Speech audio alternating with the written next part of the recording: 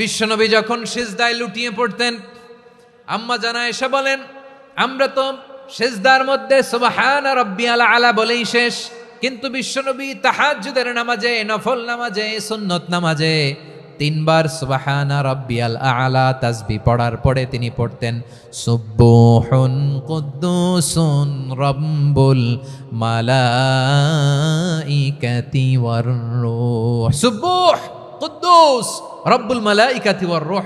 সিজদায় লুটিয়ে পড়ে বিশ্বনবী এই দোয়াটা পড়তেন নফল নামাজে, সুন্নাত নামাজে কিংবা তাহাজ্জুদের নামাজে। সুবহান রাব্বিয়াল আলার পরে কি পড়তেন? সুবহুন। আওয়াজ করে বলেন সুবহুন কুদ্দুসুন রব্বুল মালাইকাতি ওয়ার রূহ।